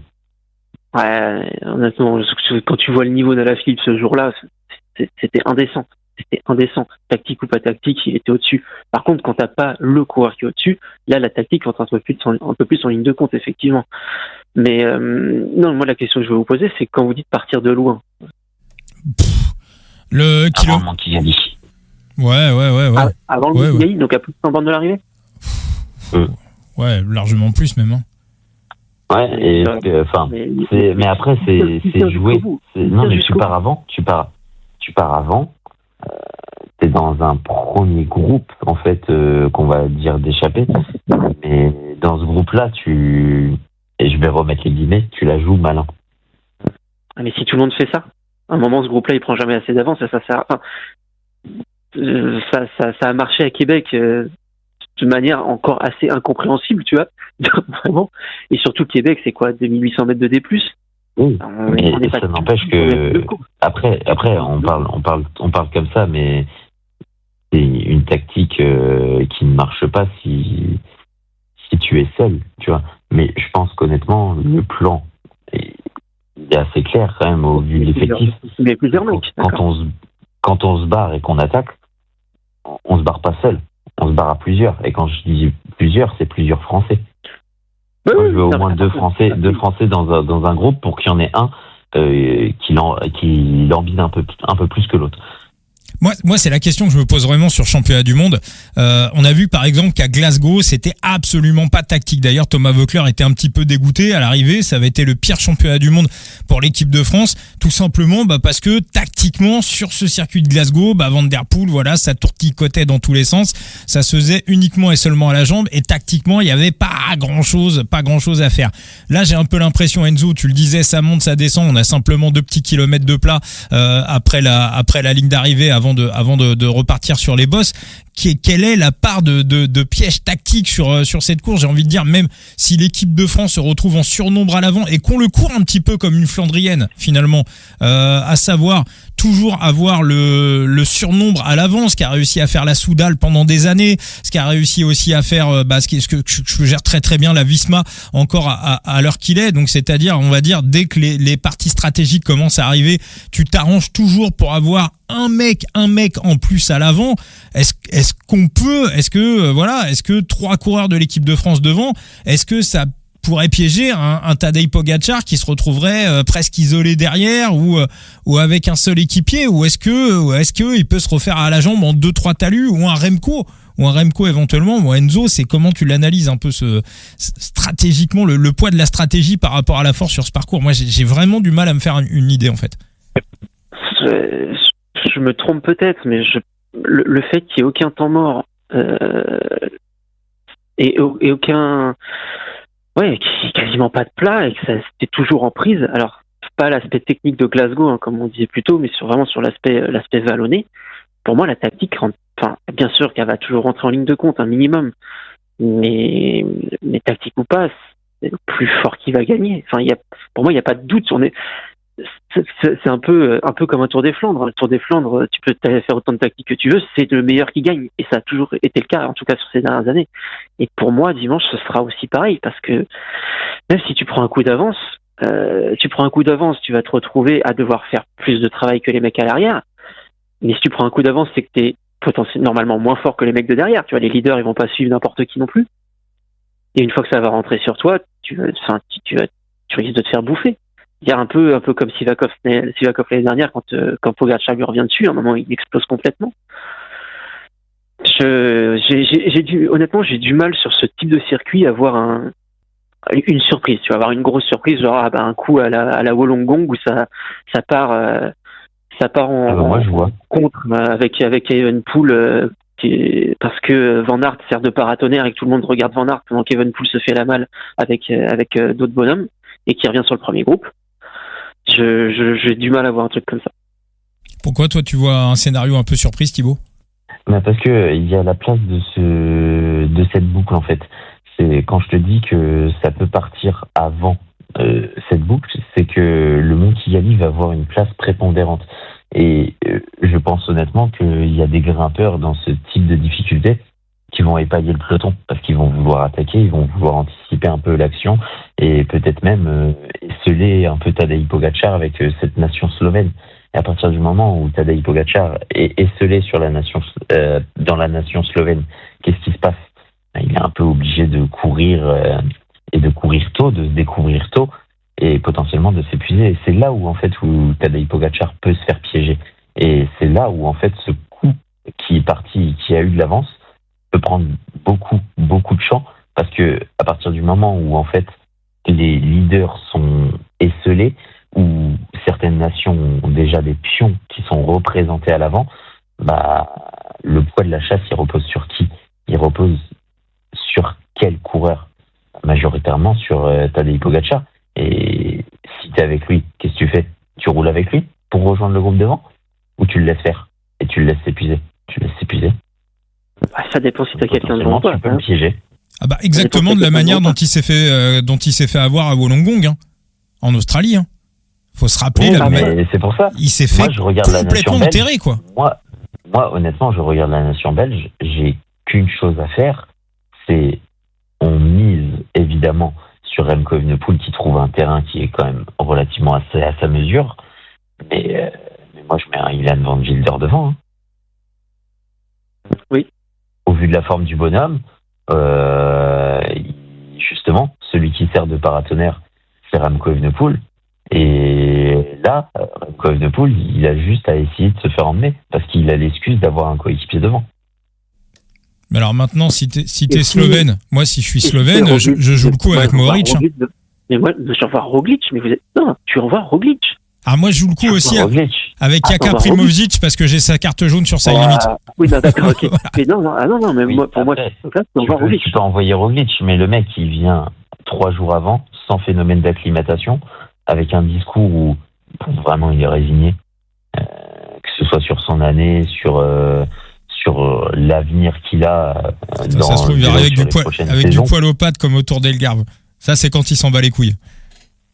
Non, mais j'y crois absolument zéro à Primož Roglič. J'entends, et c'est pour ça en fait que je juge cette sélection slovène quand même un peu moins forte pour épauler Tadej Pogačar. Tu me diras, on disait la même l'année dernière, mais le circuit est totalement différent et là ça peut tourner au drame du côté des Slovènes.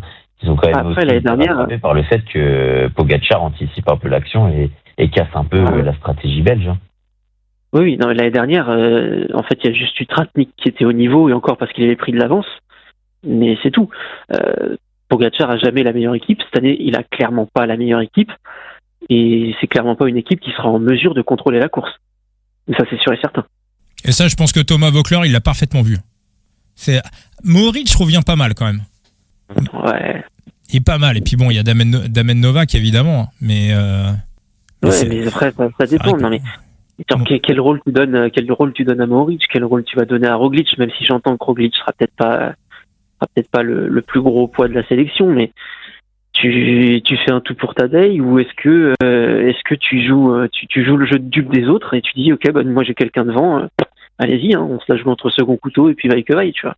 Parce que clairement, dans ce coup qui partira devant, il n'y a aucun leader qui va vouloir prendre le risque. Aucun. Même un Benili. C'est vrai que. Je pense qu'il y en a quand même.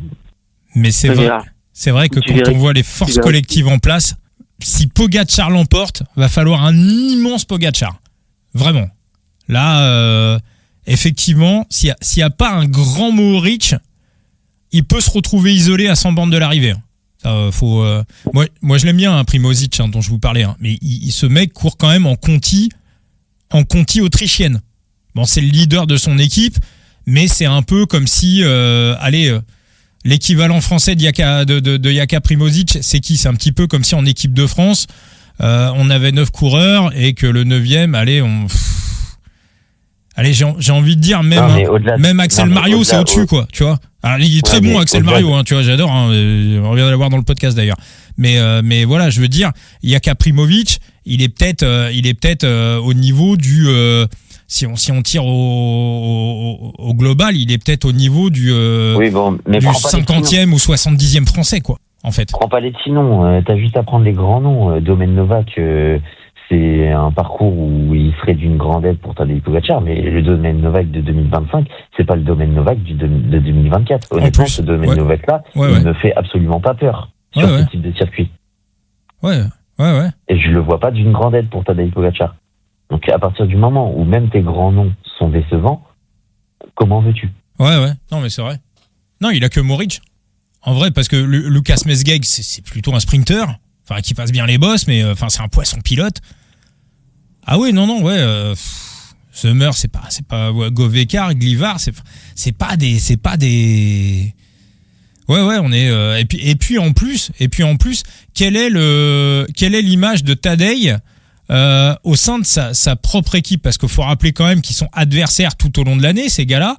Mais est-ce qu'à un moment donné aussi cette espèce d'arrogance et d'ultra domination des UAE, on sait qu'à un moment donné Tadej c'était aussi le petit de Roglic, sauf que il lui a fait un petit dans le dos au Tour de France 2020, je sais plus, 2020. Voilà, est-ce que vraiment les types qui viennent dans cette équipe slovène, est-ce qu'ils ont vraiment envie de donner leur vie pour Pogačar ? Non. Voilà. Non. Je me suis persuadé que non. En fait, c'est à part s'ils étaient coéquipiers chez UAE. Non. Ouais, Domen Novak, ouais. Ouais, voilà, mais le reste, je pense pas qu'il y ait une allégeance à Pogačar. S'il devait y avoir allégeance, ça serait plus autour de Roglic qu'autour de Pogačar. En fait, c'est assez simple. Rien que si tu traînes un peu sur les réseaux sociaux et que tu regardes où va le vent dans les comptes slovènes, Pogačar est pas forcément hyper apprécié non plus. Hein. De toute façon, il y a un truc qui est simple. Quand t'as envie de savoir si un mec aime bien un mec, tu regardes qui like les publications. Ça, c'est tout con. Hein. Regardez, c'est quand Juan Ayuso gagne une course, si Tadej Pogačar, il va liker, quoi. Tu vois. Ah non, mais ça, par contre, il va bien liker quand il aura son copain Del Toro avec lui. Exactement. Ouais. Mais alors, parce que mine de rien, Del Toro qui est tout seul, ils sont 3 Mexicains. Hein. Ouais. Mais lui, clairement, je pense que ça a déjà discuté avec les Slovènes, en tout cas avec Pogačar. Parce qu'il y a aussi cette dynamique un petit peu de club à prendre en compte. Alors il y a quelques leaders UAE qui sont pas présents sur la course. Almeida, McNulty non plus pas là, par exemple, alors que les mecs sont en forme. Hein. Pourquoi ? Est-ce qu'ils se sont dit oulala non, c'est trop dur pour moi, ou est-ce qu'ils se sont dit oulala non, on va me demander de rouler sur le chef et j'ai pas envie de rouler sur le chef ? L'exemple typique de Tim Wellens qui n'est pas présent, et il y avait déjà cette problématique l'année dernière avec Remco Evenepoel, et honnêtement ça s'est un peu vu, parce que quand tu lâches un relais de 20 secondes, littéralement ça sert à rien et t'as pas fait l'effort. Le mec qui met 3 coups de pédale, allez, vas-y petit. Mais non, mais puis même. Pas dire qu'il fait de mon mieux. C'est à partir du moment où t'es seul ton leader. Mais non, mais il y avait aussi, c'était De Venance qui avait refusé une sélection parce que il voulait pas rouler à la Philippe, je crois, il y a quelques années. Et ça a toujours été comme ça en fait. Est-ce que tu privilégies les couleurs de ton pays ou les couleurs de ton image de marque? Et ton image de marque, c'est ton équipe, les mecs avec qui tu cours depuis longtemps. Pour Del Toro, je suis pas en train de dire qu'il va se mettre au service de Pogačar, mais je pense qu'il va y avoir une sorte d'alliance de circonstances entre les deux. Moi, je pense qu'il va pas le. Moi, je pense que pour Del Toro, la stratégie, elle est simple et ça va être à peu près la même que celle de Richard Carapaz. Sauf que Richard Carapaz a quand même une équipe un petit peu meilleure au niveau de l'équateur. Caicedo et Harold Martin Lopez, un peu plus solide que les deux. Quoi qu'attention, il y a une Conti, il y a une pro team mexicaine là, la Petrol. Ouais, c'est enfin quoi que les deux coureurs qui sont avec. Ah, si, il y a un des deux qui est dans cette équipe. Cette équipe est pas mauvaise. Hein. Cette équipe arrive à faire des petits trucs à droite à gauche. Quoi que les deux coureurs qu'ils ont pris, j'ai pas l'impression que ce soit les meilleurs. Mais je suis pas convaincu que les deux équipiers de Del Toro lui servent à grand chose. Donc pour Del Toro comme pour Carapaz, eux ils vont avoir une excuse parfaite pour se retrouver dans les groupes et pas mettre un coup de pédale en fait. Voilà, ça va être eux, ils peuvent faire Julien sur Québec. Voilà, non, je suis tout seul, j'ai pas à rouler. Donc Après, dans ce cas-là, je suis tout seul, j'ai pas à rouler. J'ai un mec derrière, j'ai pas à rouler. Enfin, oui. Personne roule, quoi. C'est un peu le jeu. Bah non. C'est un peu le jeu sur un championnat, quoi. Bon, et ben écoutez, tout ça c'est bien intéressant. Enzo, la sélection italienne, comment tu l'as décrypte-nous un petit peu tout ça. Du coup, Pellizzari sera pas là au final. Alors, tu sais que moi c'était ma surprise quand même que j'allais donner, parce que pour moi ça cochait les cases. Alors, s'il avait pas fait de grands tours dans sa saison et qu'il risquait pas d'être cramé, pourquoi pas. Mais honnêtement, je pense qu'il aurait juste accompagné Ciccone le plus longtemps possible. Non, mais du coup, en fait, l'équipe est clairement tournée autour de Ciccone. En dehors de lui, il n'y a pas un nom qui ressort, hein, mais par contre, il y a des solides rouleurs. Oui. Pour l'accompagner et pour tenir un peu la course, ou au moins aider. Le trio Frigo, Cataneo, Sobrero. Sobrero avait l'air un peu dans le dur aujourd'hui dans le relais mixte. Il a pété vachement tôt, c'est un peu bizarre. Mais Frigo et Cataneo avaient l'air très forts. Donc eux l'acclimatation, il y a quand même quelques jours. Non, c'est possible. Qui l'ont souligné quand même sur le premier des chronos. Ouais, non, mais c'est possible. Mais du coup, là, le trio est pas mal pour rouler. Baggioli, en tant qu'équipier, cette année, je l'ai trouvé très intéressant, capable de tenir assez longtemps. Fortunato, sur la Vuelta, c'était pas fou, hein. C'est vraiment, on l'a vu une fois, et après, ça s'est vite éteint. Je suis même pas sûr qu'un parcours comme celui-là, il y ait quelque chose à y faire. Masnada, on peut se poser la question du pourquoi, du comment. Ouais, parce que... j'ai l'explication, en fait. Ah. Et je lisais une interview je crois que ça devait être Marco Villa, qui disait que en gros c'était vraiment le 8e homme, limite Ciccone qui a demandé à ce que lui soit là, parce que c'est un mec en qui il a totalement confiance. Voilà. D'accord, ok. Je pense que psychologiquement ça le rassure. Qu'est-ce qui se passe? Il était, putain, il y a 3-4 ans, comment il était fort, quoi. Je crois qu'il a eu la mononucléose. Ouais, ça rince. Il y a 3 ans, ouais. Si je dis pas de bêtises. Et il a eu beaucoup de mal à se remettre, en fait. Et il a jamais atteint son niveau qu'on avait vu quand il fait podium du Lombardie derrière Pogacar en 2021. Je crois. Il était dingue, quoi. Je me rappelle un Tour de Sicile où il était, mais 2019, je crois. Ouais. Donc l'équipe est cohérente, même s'il n'y a qu'une seule tête d'affiche là-dessus, c'est Ciccone. Et du coup, la question qu'on va se poser, c'est est-ce que ces problèmes physiques de la Vuelta sont derrière lui ou pas? Et c'est la seule question à se poser. Quand je vois sur la Bola del Mundo, honnêtement, j'avais envie de penser que ça allait mieux.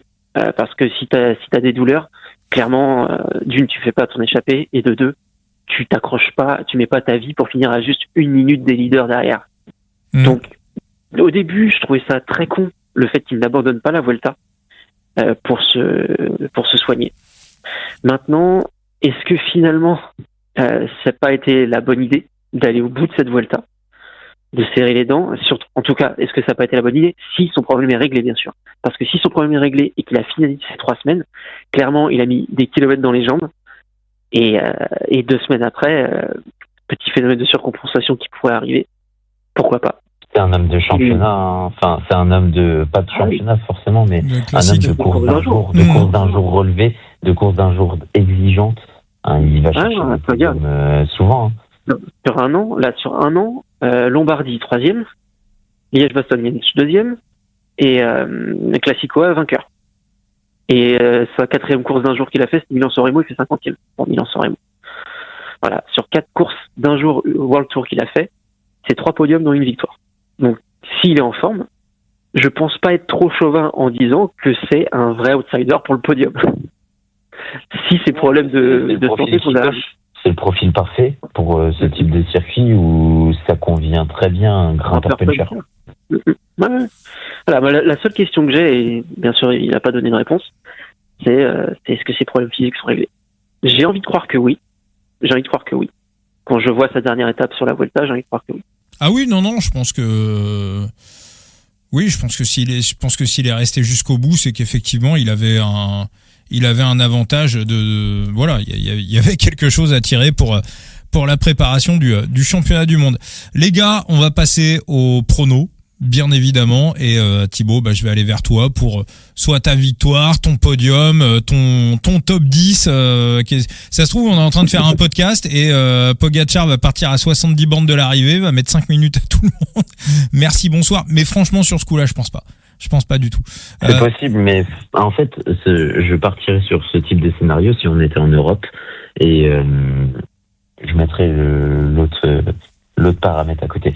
On en parlera peut-être à la fin. Mais en gros, sur le premier paramètre, c'est que on a des conditions qui sont très spécifiques.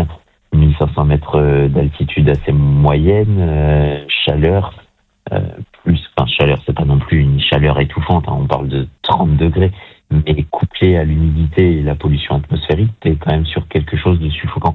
Donc c'est particulier, ça donne pas non plus un edge à Tadej Pogačar. Et comme certains coureurs, en fait, qui peuvent être très forts, peuvent subir ce type de conditions climatiques.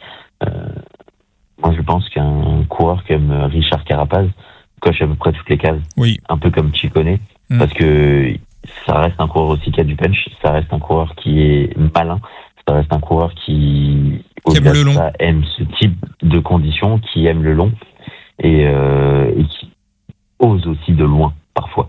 Donc sur ce type de championnat, honnêtement, je pense que en plus il les a préparés minutieusement du fait de il va être en condition parfaite. Il trouve un truc qui lui est presque cousu main en fait. J'ai envie de te dire si Tadej Pogačar est piégé. Donc moi je pars sur une victoire de Carapaz. Ouais. Je vais me permettre un bémol sur Carapaz. En dehors de sa victoire sur les JO, les courses d'un jour, c'est clairement pas son dada. Sur les championnats du monde, meilleure place 22e à Imola, et surtout, aucun résultat sur des courses de plus de 250 km. Donc, le tracé en soi, oui. Après, sur l'historique... En commun avec Tokyo, j'ai un peu de l'humidité. Oui. Ah oui, complètement. Pour moi, on est... Et puis on est aussi sur des conditions qui sont proches des enfin il y a de l'altitude, lui il va pas être gêné par la course à 1005, l'équateur, enfin il y a quand même beaucoup de choses qui sont pour lui. Hein. Oui, non, je dis pas qu'il y a rien qui est pour lui. Je dis pas qu'il a rien pour lui, mais son historique sur les courses d'un jour parle pas forcément, et sur des courses de plus de 250 km, il parle pas forcément en sa faveur. Ouais, c'est vrai que les courses de plus de 250 bornes. Ouais, c'est vrai qu'on a une alors on a une petite 26e place sur Liège. Après ouais. Après, il s'est pas non plus souvent retrouvé dans ces Non, mais il y en a très peu, mais même si tu élargis à 230 km, son meilleur résultat au-delà de 230, ça doit être Tokyo, et en dehors de ça, il n'y a pas grand-chose. Et des courses de 230 bornes, il n'y en a que des courses de plus de 250. Mais encore une fois, je dis pas que c'est impossible, je dis juste que historiquement, ça parle pas spécialement en sa faveur. Et après, il y a les pédales douces aussi qui t'a fait un historique sur les 25 derniers championnats du monde, et aucun champion du monde. Enfin, il y a que 3 champions du monde qui l'ont été sans avoir fait de podium du côté d'un monument, tu vois, par exemple. Donc ça te réduit drastiquement la liste, comme il le disait, tu vois, hors région. Donc, mais bon, on n'est pas non plus à l'abri de certaines surprises. Des chiffres pour leur faire dire à peu près tout est n'importe quoi. D'ailleurs, quand tu parles de chiffres et qu'on peut leur faire dire tout est n'importe quoi, on va partir sur les 2 autres sur le podium. J'ai cité du côté de l'article Vélocité parce que je vois vraiment un mouvement d'anticipation partir de loin, ce qui justifie à peu près mon podium, sans grosse tête, avec une 2e place de Mike Storer qui tourne vraiment bien en ce moment. Il est bien là, ouais.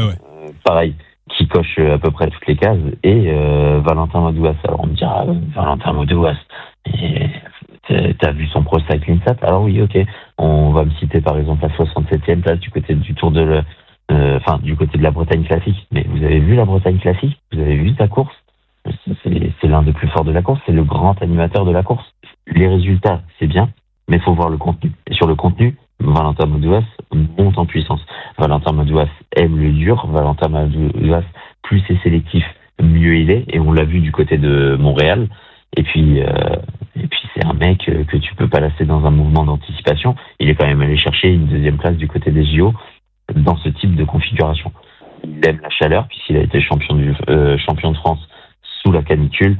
Bon, bref, c'est un homme de course très difficile, de course exigeante et de climat difficile.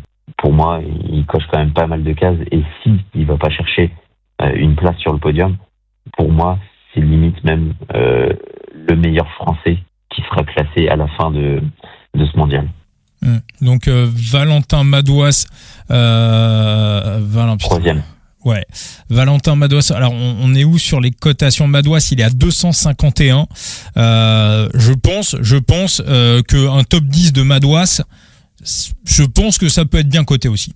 Je pense qu'on peut avoir un truc. N'oublie pas que les cotations sont quand même assez différentes d'une cotation traditionnelle. Sur un podium, par exemple, t'es pas en 1 divisé par 3, tu vois, t'es plus en 1 divisé par 5.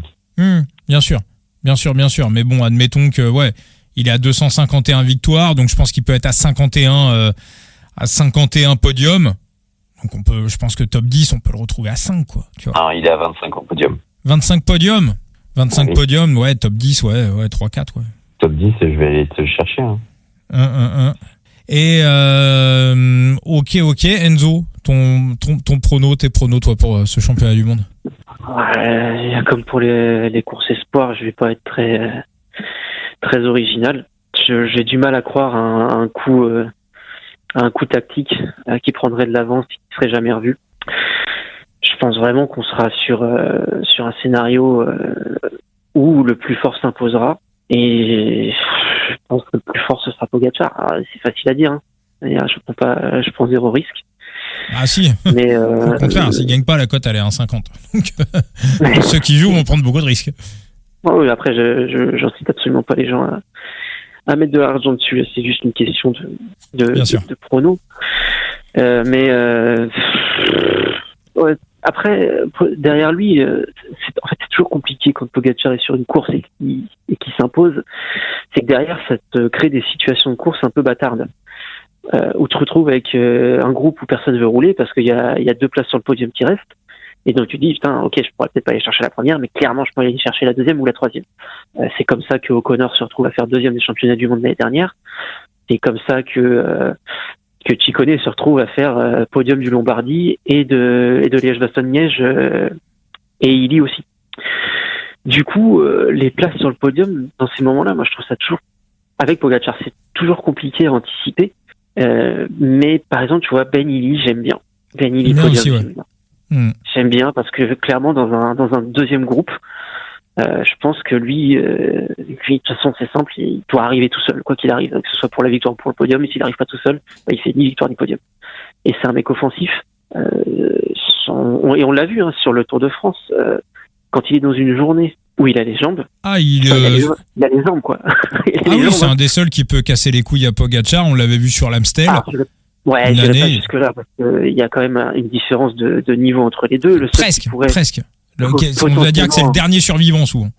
Tu vois, même Remco, malgré la performance monstrueuse qu'il a sortie sur le chrono, je le vois pas même à rivaliser avec Pogačar pour la simple et bonne raison que quand Pogačar va accélérer, certainement dans le vieux Quarmont Chiayi, la puissance qu'il va développer assis, Remco l'a jamais suivi sur un démarrage. Remco l'a jamais suivi. Et il n'y a peut-être pas de portion assez favorable sur le circuit pour permettre à Remco de rentrer. Ou alors de rentrer une fois ou deux, mais au final, ça cédera comme Pidcock avait cédé sur l'Estrade Bianche. Je pense qu'on aura Pogačar en solo, mais pas une démonstration ridiculement indécente comme son quasi solo de 75 bornes l'année dernière.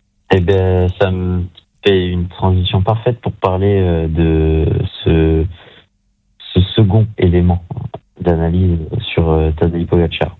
Et là, on va mettre les mains dans le cambouis. Vas-y, Thibaut. On va parler des dossiers qui fâchent. Parce qu'il y a quand même un pattern cette année. On peut me dire tout ce qu'on veut sur l'année dernière. Oui, c'était pas utilisé. Mais que ce soit de l'équipe Israël, que ce soit l'équipe Visma, que ce soit l'équipe UAE et Tadej Pogačar, on a une baisse quand même drastique des performances sur le long au cours de l'année, notamment sur la phase de récupération. Alors, hasard, coïncidence ou lien de causalité avec le monoxyde de carbone, je laisse ce petit élément et cette question ouverte. Bah, maintenant, on a les shoots de... Ah, Enzo, faut que je te demande quand même. Là, tu m'as déjà demandé le brocoli. Voilà, non, mais les gens ont pas, oui, mais je te l'ai demandé en privé sur X. Les gens qui nous écoutent n'ont pas entendu. Alors, Enzo, parce qu'en plus, on a un auditeur du coup tordu, qui s'appelle Arnaud, qui court en Bretagne, d'ailleurs, qui devait me faire un feedback. Il avait couru avec, il devait courir avec dimanche dernier. Il devait me dire, je l'ai pas relancé, donc il avait reçu ses shots de brocoli. Il devait les tester. Mais alors, pour toi, Enzo, les shots de brocoli, est-ce qu'on est dans le dopage ou est-ce qu'on n'est pas dans le dopage? J'en sais rien, putain. Ah bah non, mais... Enzo. Mais après, non, mais il y a des limites. Je veux dire, si c'est quoi? C'est de l'évaporé de brocoli. Non, c'est du concentré de brocoli. Donc il y a quand même, c'est pas, tu manges pas une assiette de brocoli. Hein. Il y a quand même, on va dire un truc un peu biologique, quoi, tu vois, dans l'histoire. Mais ça dépend. Il y a un truc un peu biologique où c'est du brocoli. Ils te rajoutent des produits dedans, bah ça dépend des produits. Faudrait voir la composition. Mais en plus, sincèrement, parce que là, voilà, j'ai eu 2-3 retours des gens qui écoutent le coup tordu et que du coup, comme on en a parlé, ils ont été acheter ces shots de brocoli. C'est hyper rush, hein. Je crois que c'est les 4 shots, c'est un peu plus de 20 balles. Franchement, vous pourriez faire un partenariat avec nous, hein. Voilà, les shots de brocoli en partenariat avec le coup tordu, avec un code promo coup tordu et 10%. Vraiment, voilà, là, amis producteurs. En plus, Enzo, ça fait bosser des agriculteurs, c'est bien. Oui, non mais et puis surtout 5 fruits et légumes par jour, exactement, de l'eau et de la viande pas tous les jours, pas besoin. Voilà. OK. Esprit sain dans un corps sain. Mais il paraît que c'est vrai, apparemment c'est vraiment efficace. Hein. Au niveau du notamment au niveau du lactique, moi je me demande si Romain Grégoire les sprints de, tu vois. Je me demande si on n'est pas chargé au brocoli là en ce moment là. Parce que les sprints de mammouth qu'il nous fait. Non, mais bon là il y a pas de sujet, je pense que c'est pas. Je sais pas, mais honnêtement, j'avais jamais entendu parler de ça. Toi, là, c'est 2 fois que tu m'en parles. Je trouve ça très rigolo. Moi, je pense que c'est juste une tactique des nutritionnistes des équipes pour forcer leurs coureurs à manger des légumes. Mais bon. Ouais, et puis il doit y avoir un petit truc commercial derrière, mais apparemment, vraiment, enfin, en creusant un petit peu en dehors de tout ce qui se... Apparemment, non, il y a des vrais... Enfin, il y a un vrai... Faudrait que j'essaye. Faudrait que j'ai pas trop un peu moins de sport en ce moment. Mais... Ouais, Thibaut. Non, mais honnêtement, il y a quand même des coureurs qui sont tout autant écrasants, quoi, mais qui sont beaucoup moins forts que l'année dernière. Hein. C'est vrai. On tient à noter ce lien de causalité. Hein. Ouais, non, mais par contre, dans les seuls qui ont vraiment augmenté leur valeur, c'est Almeida sur la Vuelta, qui a sorti des chiffres au-dessus de ce qu'il avait sorti sur le Tour. Alors après, sur le Tour, il était plutôt dans un rôle au Tour 2024, je parle, de coéquipier. Sur la Vuelta, il était leader. Mais Vingegaard, les chiffres sont en dessous. Pogacar, les chiffres sont en dessous. Evenepoel, on n'a pas eu l'occasion vraiment de le voir parce qu'il était pas à bloc, mais je vois pas pourquoi le pattern n'aurait pas suivi non plus. Landa, c'est un peu pareil, qui s'est cassé la gueule. Mais globalement, les mecs qui avaient sorti des chiffres de fou furieux sur le Tour de France, surtout sur le Tour de France 2024, ont pas été en mesure de les reproduire. Ah bah ouais, la seule explication cohérente, effectivement, c'est le monoxyde. Effectivement. Après, il y a beaucoup qui soulevaient le fait que oui, mais peut-être que le Tour de France de l'année dernière était plus simple, en tout cas dans la manière dont il a été couru, moins fatigant. L'étape du plateau de Bay, c'était fait pour sortir des gros watts par kilo. J'achète assez peu cet argument personnellement. Je dirais, c'est pas comme si le Tour de France avait été fait à 35 km de moyenne non plus. Quoi. C'est vrai. Enzo, donc t'étais sur Tadej, vainqueur. Ouais, Tadej, vainqueur. Un petit podium. Ouais, tu sais quoi, le même podium que sur Liège-Bastogne-Liège. Voilà, comme ça tout le monde est content, surtout moi. Donc tu connais deuxième. Il est 3e. D'accord. Alors, pour Chicone, je sais pas, c'est trop compliqué, parce que comme je te dis, son état de santé, je sais pas. Par contre, il y podium, moi, j'aime bien. Oui, non, mais j'aime bien aussi. Non, mais c'est vrai qu'il y a plein de noms, qui plaisent, hein. Isaac Del Toro, qui a été monstrueux sur les semi-classiques italiennes. Remco, à voir comment il va se dépatouiller sur 270 bornes. Illy, je suis d'accord. Pidcock. Il y a quand même un point d'interrogation. Sur Illy. Ouais, voilà. Quand tu mentionnes Pidcock, des mecs comme Pidcock, Ayuso, etc., comment ça va se passer pour eux sur une course aussi difficile dans le dénivelé, le cumul de la fatigue en sortie de Vuelta. Souvent, ça se passe plutôt bien pour ceux de la Vuelta, mais sur une Vuelta comme ça qui s'est courue de cette façon-là et sur un mondial aussi spécifique, parce qu'on a quand même rarement eu aussi difficile, est-ce que ça va aussi bien se passer que prévu ? Ouais, mais moi je pense qu'au contraire, au niveau du rythme, ça peut être un avantage, ça peut être un gros avantage de sortir de la Vuelta. Moi, j'exclus pas la victoire de Jevine. Circuit peu technique. Sortir de la Vuelta, c'est une chose. Sortir de la Vuelta que tu as joué ou tu as joué le général, c'est autre chose. Moi, je suis d'accord avec toi. Genre un Vine, même si sur les courses d'un jour, c'est pas fou. Pour moi, un mec comme Vine. Statistiquement, c'est incohérent, mais pourquoi pas,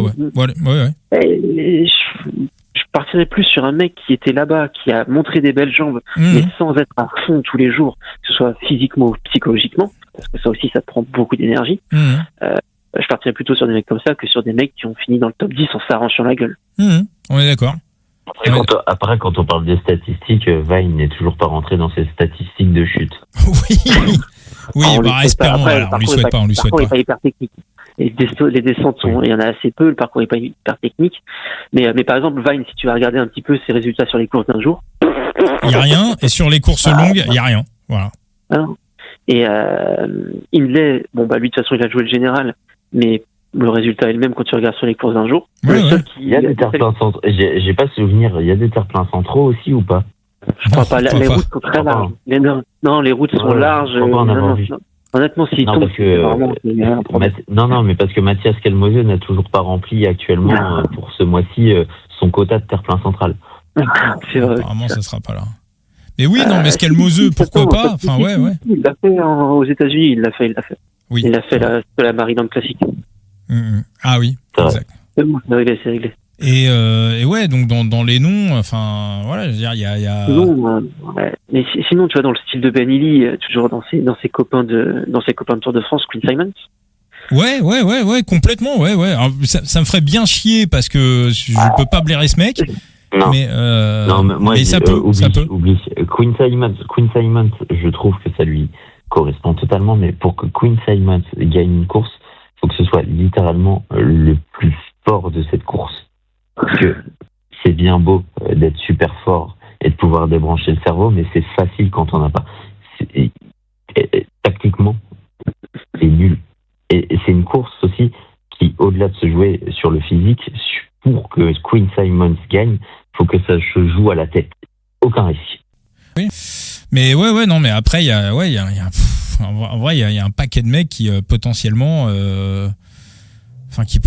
peuvent Matthews, on l'a pas trop vu cette saison, on pense que ça doit être son gros objectif. C'est un mec qui tout le temps a très souvent surpris sur des parcours où on pensait que ça serait pas possible pour lui. Il adore le long, les conditions compliquées, alors que pour moi ça serait une immense surprise, mais en vrai c'est plus ouvert que ce que ça n'y paraît, je pense. Et un coureur que j'imagine bien mettre sa vie pour rouler sur Pogačar, Jan Kristen. Ouais. Parce que pourquoi pas. Ouais, non, mais oui. Non, mais c'est ça, en fait. C'est que Pogačar va falloir qu'il réussisse à trouver des alliés en dehors de l'équipe slovène. Et il est possible qu'il ait plus d'ennemis que d'alliés en dehors de l'équipe slovène. Non, mais justement, quand on parlait d'alliés de marque, à savoir des alliés Imereti, Sivakov en est un. Jan Kristen, je le mets absolument pas dans les alliés. Alors lui, équipe de marque ou pas... Il va lui rouler dessus. Il en a rien à foutre. Après, il y a Marc Soler. Mais honnêtement, je vois quand même dans l'équipe suisse peut-être un peu plus un Marc Hirschi qu'un Jan Kristen, honnêtement. Ah oui, mais Kristen, c'est sûr qu'il va faire n'importe quoi. Par contre, et là, c'est comme l'année dernière en Suisse. Je crois que c'est lui qui fait tout péter chez les jeunes et fait un numéro. Mais il se fait manger, il fait le boomerang. Ouais, le problème c'est qu'il a emmené Pellizzari dans son délire. Oui. Mais c'est exactement le même propos que Quinn Simmons. C'est autant, tu vois, on disait ça de Illy, c'est un coulé sans tête, mais alors eux. Ah oui, non, il y a plus de tête, oui. Illy, j'ai l'impression qu'il en prend conscience, tu vois. Oui. Il y a une certaine forme de prise de conscience chez Illy, mais malheureusement, le cerveau veut pas encore agir sur ce truc-là. Et attention quand même. On voit un petit peu que ça commence à évoluer.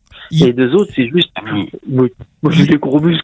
Mais Baudin, je disais, il faisait quand même chambre avec lui. Ouais. Et il réfléchit à tout. Ses attaques, en fait, elles sont réfléchies. Ah, il est beaucoup moins con qu'il en a l'air. J'en suis persuadé. De toute façon, c'est simple, tu gagnes pas par hasard. Non, déjà. non, c'est sûr. Et quand tu compares le nombre de victoires, enfin, quand tu vois ses victoires ou ses podiums, et surtout la manière dont ils sont faits et où ils sont faits, clairement, c'est pas de la chance, tu vois. C'est loin d'être la chance, et il n'y a pas que des gens. C'est sûr, c'est sûr. Yann Christen, j'ai quand même beaucoup plus de certitude sur le fait qu'il soit beaucoup moins réfléchi qu'un Benny. C'est de l'instinct pur. Et quand je dis instinct, je suis poli, c'est de la connerie pure. Totalement. Moi, je vais pas vous donner de pronos tout de suite. J'aime bien regarder sur les grands championnats. J'aime bien d'abord regarder la course des U23, la course des féminines, pour vraiment avoir une idée assez précise. Je pense que le bon jeu potentiellement, ça peut être un field de Tadej Pogačar, à savoir que il est donné gagnant à 1,50 à peu près au niveau des cotations. Donc si on estime qu'il a à peu près 50% de chance de gagner, on peut estimer qu'il a à peu près 50% de chance de ne pas gagner. Donc voilà, donc si c'est à peu près ça, ça veut dire qu'il y aura une value sur jouer contre Tadej Pogačar, quel que soit le coureur. Donc ça, pour ça, j'attends, je vous dirai, voilà, sur les réseaux sociaux, probablement samedi soir, voilà, après les courses, je vous mettrai mon prono sur le compte X du coup tordu. On va terminer ce podcast avec Thibaut, un truc que tu avais envie de faire. Un petit jeu spécifique, à savoir quel sera le nombre de coureurs à l'arrivée. Parce que ça risque d'être une véritable boucherie quand même, ce championnat. Je vous laisse la main dessus. Et moi, je clôturerai. Enzo? On a 165 partants, déjà. Ok, si on monte... Le problème, c'est qu'en fait, le circuit est quand même vachement court. T'as 15 bornes. Bah justement, tu peux t'arrêter au stand pour, tu vois. Ah oui, non, mais c'est tentant. Il y en a qui vont peut-être dire hors course s'ils viennent de se faire prendre un tour, genre, automatiquement. Ah, il y a ça aussi, oui. Ça arrivera peut-être pas sur les grosses nations, mais ça peut très vite écrémer comme ça. Quand t'es lapé, tu sors, hein, c'est ça, on est d'accord. Il me semble, hein, non? Ou peut-être j'invente. Non, mais ce serait cohérent. Ça me semblerait logique. Je vais dire 48. T'es généreux. Ouais, t'es généreux. Ouais, moi je dis 17 coureurs à l'arrivée. Ah ouais, non, mais là, vous êtes... Ah non, moi je pars sur un scénario championnat de France Cassel 2023. Je pense vraiment que ça va être une boucherie. Je suis d'accord avec Vauclair, hein, quand il a dit que la dernière heure, ça sera pas du vélo, hein, ça sera un autre sport. Non, mais honnêtement, je partais sur 18, mais je me dis non, c'est peut-être un peu trop 26. Ça, pour moi, ça peut être moins de 20, vraiment. Ça... En plus, si ça lappe avec un tour... Honnêtement, au vu des conditions particulières, moi, j'étais pas loin de partir sur moins de 20 avec 18, hein, mais je vais partir sur un 26. D'accord, ok. Je vais rester mesuré. Il y a quand même des vaillants et des courageux qui voudront finir pour le symbole, mais je pense que ça va être une boucherie. Ok. Parfait. Et je suis totalement d'accord avec Thomas Vauclair.